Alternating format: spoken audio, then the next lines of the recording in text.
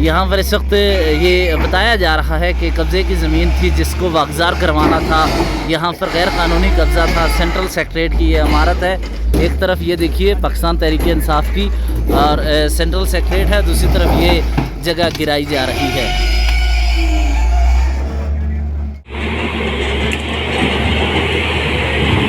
भैया पीछे रहिएगा।